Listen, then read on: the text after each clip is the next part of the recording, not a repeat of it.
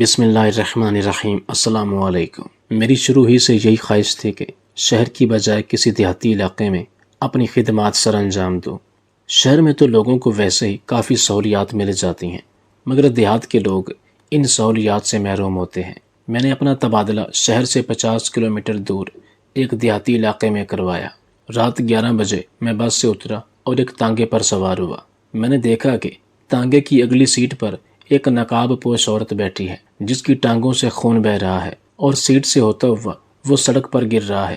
مجھے یقین تھا کہ عورت شدید زخمی ہے، مگر میں اس کی مدد کرنا چاہتا تھا کہ اچانک عورت نے تانگے والے سے چھپ کر جلدی سے میرے ہاتھ میں ایک خط پکڑا دیا۔ میں نے خط کھولا تو اس میں لکھا تھا کہ تانگا چلانے والا میرا شوہر ہے۔ جس دن اس کو تانگے سے دیہڑی نہیں ملتی تب یہ مجھے اپنے گھوڑے کے ساتھ رات کے تقریباً 11 بجے کا وقت ہوگا جب وہ اس گاؤں کے سنسان بس سٹاپ پر اترا۔ بھری بس میں سے یہاں اترنے والا وہ اکلوتا مسافر تھا۔ گاڑی اسے اتار کر آگے بڑھ گئی تو اس نے ارد گرد نظر دوڑائی۔ جہاں تک نظر کام کر رہی تھی وہاں صرف کھیت اور اکا دکا درخت ہی نظر آ رہے تھے۔ اگرچہ گرمیوں کا موسم تھا مگر پھر بھی دور دور تک کسی زیرو کا وجود تک نظر نہیں آ رہا تھا۔ حالانکہ عام طور پر سردیوں کی نسبت گرمیوں کی راتوں میں لوگ آتے جاتے ہیں، مگر یہاں ایسے لگ رہا تھا جیسے انسان رہتے ہی نہیں۔ اسے بتایا گیا تھا کہ رات 9 بجے تک یہاں تانگا مل سکتا ہے، اس لیے وہ 9 بجے سے پہلے پہنچنے کی کوشش کرے۔ بصورت دیگر اسے 7 کلومیٹر کا سفر پیدل طے کرنا ہوگا۔ موبائل ایجاد نہیں ہوا تھا ورنہ وہ کال کر کے اپنے کسی کزن کو یا دوست کو بلا لیتا۔ اس نے جیب سے سگریٹ نکالی اور ایک لمبا کچ کھینچ کر چل پڑا۔ سامان کے نام پر اس کے پاس صرف ایک چھوٹا سا بیگ تھا جس میں ایک عدد مٹھائی کے ڈبے سمیت اس کے 3-4 سوٹ تھے اور چند چھوٹی موٹی دوسری چیزیں بھی تھیں جو اس کے گھر والوں نے اس کی پھپھو کے لیے دی تھی۔ یہ 15-20 سال پہلے ایک بار پھر یہاں آ رہا تھا۔ صبح یہ نکلا تو جلدی تھا مگر ایک تو سفر زیادہ تھا، دوسرا گاڑی خراب ہو چکی تھی جس کی وجہ سے اسے رات ہو گئی۔ شہر سے یہاں تک بس 2 ہی گاڑیاں جاتی تھیں جن میں سے ایک تو پہلے جا چکی تھی، دوسری شام 6 بجے نکلتی تھی۔ اسے شام والی گاڑی ملی تھی جو راستے میں خراب ہو گئی۔ میکینک شہر سے لانا پڑا جس کی وجہ سے بہت سا وقت ضائع ہوا اور کوئی دوسرا ذریعہ بھی نہیں تھا جس پر بیٹھ کر وہ یہاں تک پہنچ سکتا، اس لیے سوائے انتظار کے اور کوئی چارہ نہیں تھا۔ بیگ کاندھے پر لٹکائے سگریٹ کے کس لگاتا وہ سست روی سے چل رہا تھا۔ وہ جانتا تھا 3 کلومیٹر کا سفر اسے پیدل ہی کرنا ہوگا، کیونکہ جس طرح کا یہ علاقہ تھا شاید ہی اسے وقت پر کوئی سواری ملتی جو اسے منزل تک پہنچاتی۔ 2 کلومیٹر چلنے کے بعد چھوٹا سا ایک گاؤں آیا تھا مگر یہ اس کی منزل نہیں تھی۔ اسے ابھی 5 کلومیٹر اور چلنا تھا۔ یہ سوچ ہی رہا تھا کہ اس کی جان نکل رہی تھی کہ ابھی 5 کلومیٹر اور چلنا ہے اور وہ بھی پیدل۔ گاؤں میں پھرنے والے آوارہ کتوں سے بچنے کے لیے اس نے گاؤں کے اندر سے گزرنے کی بجائے باہر والا راستہ اپنایا۔ اسے اتنا یاد تھا اس کے بعد ایک اور گاؤں آنا ہے، پھر 3 کلومیٹر کے بعد اس کی پھپھو کا گاؤں ہے جہاں اس نے جانا ہے۔ یہی وہ پھپھو تھی جس کے گاؤں میں ہسپتال کئی سالوں سے ویران پڑا تھا، اور پھپھو کے بتانے کے بعد اس نے سوچ لیا تھا کہ اب وہ گاؤں والوں کی خدمت کرے گا، ایسے لوگوں کی خدمت جن کو میری سب سے زیادہ ضرورت ہے۔ پھپھو، آپ نے بھی رہنے کے لیے دنیا کے آخری سرے کو ہی چننا تھا۔ چلتے چلتے ٹانگوں میں ہلکی تھکاوٹ محسوس ہوئی تھی۔ نہیں جمال، ہمت نہیں ہارنی، ابھی بہت سفر باقی ہے، اس نے خود سے کہا اور جیسے تیسے چلتا رہا۔ اس کی ٹانگوں میں درد شروع ہو چکا تھا مگر اس نے ہمت نہ ہاری۔ اچانک اسے ایک تانگے والا نظر آیا۔ اس نے ہاتھ کے اشارے سے اسے روکا۔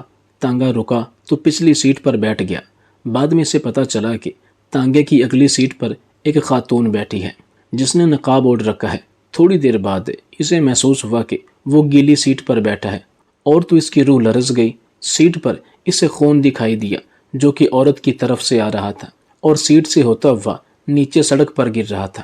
اسے اس بات کا یقین تھا کہ عورت زخمی ہے اور اسے مدد کی ضرورت ہے، مگر یوں اجنبی عورت سے ہم کلام نہیں ہو سکتا تھا۔ اچانک عورت نے اسے جلدی سے ایک خط پکڑایا۔ اس نے خط کھولا تو اس میں لکھا تھا، خدارا میری مدد کرو اگر کر سکتے ہو تو۔ یہ تانگا چلانے والا میرا شوہر ہے، ایک نفسیاتی انسان جو نہ پوری طرح پاگل ہے نہ ہی عقل مند۔ میرے باپ نے اس ظالم شخص کے پلے مجھے باندھ دیا۔ میں نے یہ خط بہت عرصہ پہلے لکھ کر اپنے پاس رکھا ہوا تھا کہ کسی اللہ کے بندے کو دوں گی اور اس سے مدد کی بھیک مانگوں گی۔ میرے شوہر کی کافی زمین تھی، اس نے بیچ کر عیاشی شروع کر دی۔ ایک دن یہ مجھ سے پیار جتاتا ہے تو دوسرے دن مار مار کر بے ہوش کر دیتا ہے۔ اب کمائی کا واحد ذریعہ تانگا ہی ہے۔ جس دن کمائی اچھی ہوتی ہے تو اس کا موڈ بھی اچھا ہوتا ہے، مگر جس دن کمائی گاہک نہ ملے اور کمائی نہ ہو تو یہ مجھے اس چوبک سے بہت مارتا ہے جو اپنے گھوڑے کے لیے استعمال کرتا ہے۔ پھر جب میں بے ہوش ہو جاؤں تب مجھے تانگے میں بٹھا کر اپنے ساتھ رکھتا ہے کہ کہیں اس کے مظالم سے تنگ آ کر بھاگ نہ جاؤں۔ پھر رات کو اپنے گھوڑے کے ساتھ ہی باندھ دیتا ہے۔ ڈاکٹر صاحب نے دل میں سوچا کہ اس گاؤں میں تو کافی دماغی مریضوں سے واسطہ پڑے گا، اور ایک مریض تو اس کے سامنے ہی تھا جس کا علاج بہت ضروری تھا۔ اس نے تانگا روکنے کو کہا۔ آدمی نے تانگا روکا تو اس نے اسے نیچے اتارا۔ پہلے اچھی طرح اس کی دھلائی شروع کی، پھر اس کے ہاتھ پاؤں باندھ دیے اور منہ میں کپڑا ٹھونس دیا تاکہ اس کی آواز کوئی سن نہ سکے۔ ڈاکٹر نے اسے ساتھ والے کھیت میں پھینک دیا، پھر واپس آیا۔ عورت کی ٹانگوں پر مرہم پٹی کی ایک نوجوان وہاں سے گزر رہا تھا تو ڈاکٹر نے اسے روکا اور اس سے مدد مانگی۔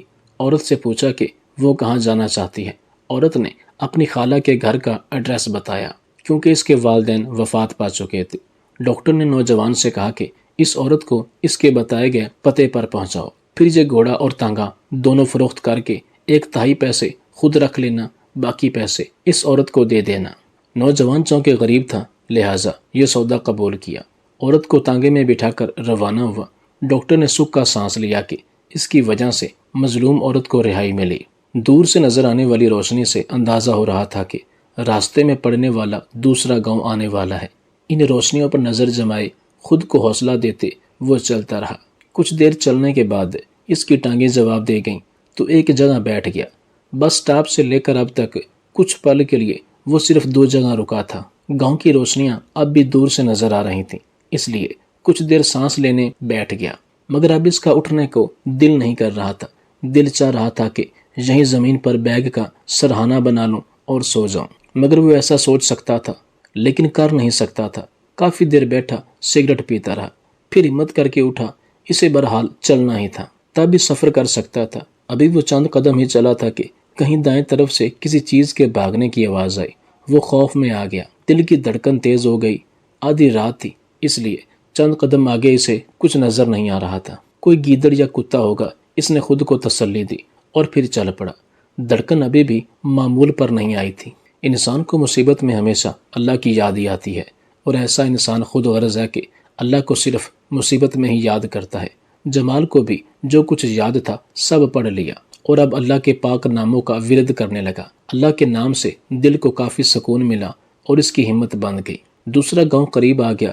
جمال کو اس گاؤں کے اندر سے ہی گزرنا تھا کیونکہ اس کے چاروں طرف کھیت تھے۔ راستہ صرف گاؤں کے اندر سے ہی گزرتا تھا۔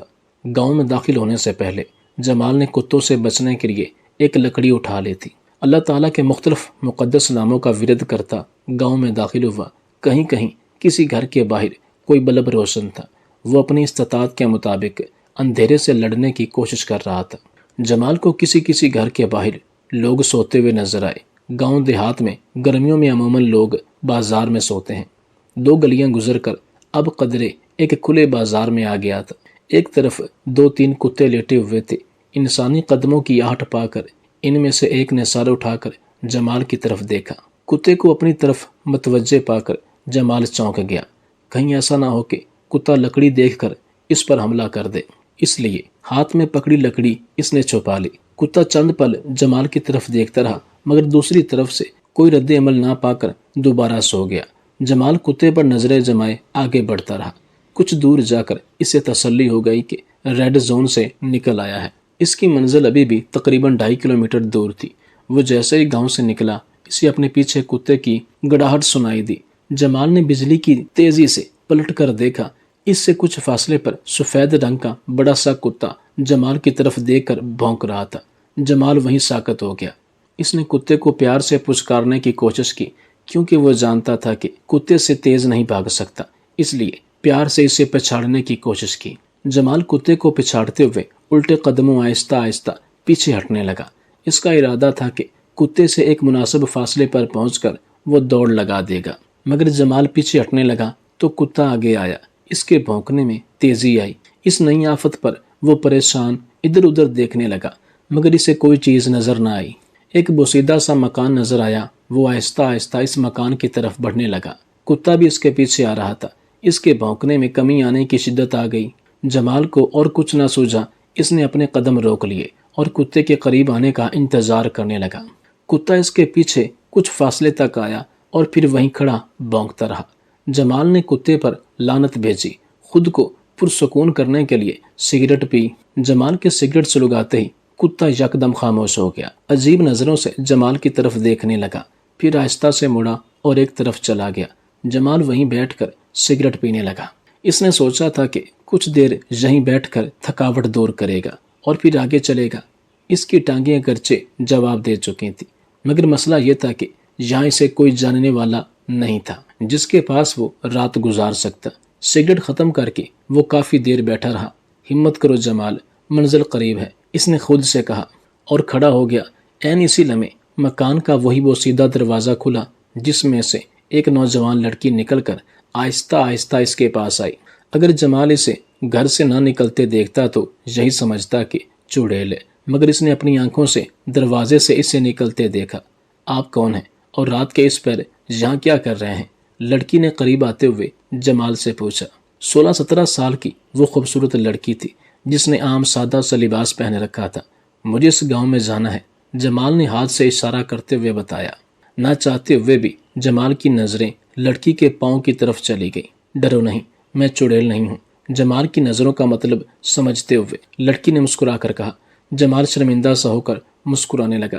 آپ کہاں سے آئے ہیں؟ لڑکی نے دوسرا سوال کیا۔ جمال نے اسے اپنے شہر کا نام بتایا اور یہ بھی بتایا کہ اس گاؤں میں اس کی پھپھو رہتی ہے جس سے ملنے میں آیا ہوں اور گاڑی خراب ہونے کی وجہ سے لیٹ ہو گیا ہوں۔ اس گاؤں کی لڑکیاں ہمارے اسکول میں پڑھتی تھیں، ان میں سے ایک لڑکی میری کلاس فیلو اور بہت اچھی دوست تانیہ بھی تھی۔ پتہ نہیں اب وہ کہاں ہوگی، کئی سال ہو گئے اسے دیکھا نہیں۔ لڑکی نے عجیب سے دکھ بھرے لہجے میں کہا۔ تانیہ تو میری کزن کا نام ہے، جمال نے اچانک کہا اور اپنی پھپھو کا نام بتا کر پوچھا کہ وہ تانیہ تو نہیں؟ جمال کی پھپھو کا نام سنتے ہی لڑکی کی آنکھوں میں چمک آئی۔ ہاں بالکل وہی، آپ اس کے کزن ہیں؟ لہجہ اشتیاق بھرا تھا۔ ہاں میں اس کا کزن ہوں، جمال نے کہا اور ساتھ ہی اس کا نام پوچھ لیا۔ میرا نام سونیا ہے، سب مجھے سونی کہتے ہیں، لڑکی نے کہا تو جمال اس کے آخری لفظ پر چونک پڑا۔ کیا مطلب، اب نہیں کہتے؟ جمال نے کہا۔ سونیا گڑبڑا سی گئی۔ نہیں، میرا مطلب ہے۔ جمال خاموش ہو گیا۔ اس نے سوچنا شروع کر دیا۔ حیرت کی بات تھی کہ وہ لڑکی کافی دیر سے یہاں کھڑی سے گفتگو کر رہی تھی، جیسے اسے کوئی جلدی نہیں ہے اور نہ ہی اسے گھر والوں کی طرف سے کوئی مسئلہ ہے۔ آپ ایسا کریں، ہمارے گھر رات گزار لیں، صبح ہوتے ہی چلے جانا۔ ویسے بھی آپ کافی سفر پیدل کر چکے ہیں اور تھک گئے ہیں۔ میں وہیں کھڑی دیکھ رہی تھی جب آپ کو کتے نے گھیر رکھا تھا۔ مجھے کتوں سے بہت ڈر لگتا ہے، اس لیے میں چھپ کر دیکھتی رہی تھی۔ سونیا کے آخری الفاظ پر جمال کو ہنسی آ گئی۔ لڑکی کی آفر بری نہیں تھی۔ جمال سوچنے لگا کہ واقعی پیدل چل چل کر وہ تھک چکا تھا، مگر یوں کسی اجنبی لڑکی کے گھر میں رات گزارنا ٹھیک نہیں تھا۔ شاید اس کے گھر والوں کو یہ بات اچھی نہ لگے، جمال نے سوچا اور اپنے خیالات کا اظہار اس سے کیا۔ گھر میں صرف اس کی ماں ہے، لڑکی نے کہا تو جمال کو مزید حیرت ہوئی۔ آپ میری دوست کے کزن ہیں تو میرے لیے بھی اجنبی نہیں رہے، لڑکی نے مسکرا کر کہا۔ جمال کو اپنے سوال کا جواب مل چکا تھا۔ لڑکی نے ہمدردی سے اسے رات گزارنے کا کہا تاکہ اسے مزید پریشانی نہ ہو، وہ صبح آرام سے یہاں سے جا سکتا تھا۔ جمال نے ایک پل سونیا کی آفر پر غور کیا، پھر اپنا بیگ اٹھا کر اس کے ساتھ چل پڑا۔ مزید 2 کلومیٹر کا سفر طے کرنے کی بجائے بہتر تھا کہ باقی بچنے والی رات یہاں گزار لوں۔ گھر میں داخل ہوتے ہی جمال کو شدید حیرت ہوئی۔ ایک کمرے کے آگے چھوٹا سا صحن تھا۔ صحن میں 2 چارپائیاں بچھی ہوئی تھیں، جن میں سے ایک پر کوئی وجود چادر اوڑھے سو رہا تھا، جبکہ دوسری خالی تھی، جو شاید سونیا کی تھی۔ جمال کو حیرت اس بات پہ ہوئی کہ گھر بالکل صاف ستھرا نہیں تھا، جیسے کافی عرصے سے یہاں کوئی رہتا ہی نہیں۔ اکلوتے کمرے کا دروازہ بھی غائب تھا۔ آپ اس پر لیٹ جائیں، سونیا نے ایک طرف بڑی چارپائی کی طرف اشارہ کرتے ہوئے جمال سے کہا۔ جمال کو لگا کہ گھر میں دونوں ہی رہتے ہیں اور شاید کوئی ذریعہ معاش بھی نہیں، اس لیے غربت کی وجہ سے گھر کا یہ حال ہے۔ جمال نے بنا کوئی سوال کیے اپنا بیگ زمین پر رکھا اور چارپائی کے اوپر لیٹ گیا۔ آپ کو بھوک تو نہیں لگی؟ سونیا کو شاید خیال آیا کہ جمال بھوکا ہوگا۔ جمال کو اگرچہ بھوک محسوس ہو رہی تھی مگر اس نے گھر کی حالت اور وقت کے پیش نظر کہہ دیا کہ بھوک نہیں ہے۔ وہ نہیں چاہتا تھا کہ اس کی وجہ سے رات کو ان کو پریشانی ہو۔ بیٹی کون ہے؟ اچانک سونیا کی ماں نے منہ سے چادر ہٹائی۔ امی مسافر ہے، اسے دوسرے گاؤں جانا ہے۔ میں نے کہا رات زیادہ ہو گئی ہے، ہمارے گھر میں رات گزار لو۔ سونیا نے اپنی ماں کو جواب دیا۔ اچھا کیا بیٹی، شاید یہ ہمارے کام آ جائے۔ سونیا کی ماں نے یہ کہہ کر چادر دوبارہ اپنے اوپر کھینچ لی۔ جمال سونیا کی والدہ کے الفاظ شاید یہ ہمارے کام آ جائے سن کر چونکا۔ میں آپ کے کیا کام آ سکتا ہوں؟ جمال سونیا سے مخاطب تھا۔ کچھ نہیں، آپ آرام کریں۔ امی نے تو بس یوں ہی کہہ دیا۔ سونیا نے جمال کو ٹال دیا۔ جمال چپ ہو گیا۔ البتہ اس کے ذہن میں یہ سوال تھے، شاید یہ لوگ اس سے مالی مدد چاہتے ہیں۔ جمال نے سوچا اور کروٹ بدل لی۔ اس نے سوچ لیا تھا کہ صبح ہونے سے پہلے ان کی مدد ضرور کرے گا۔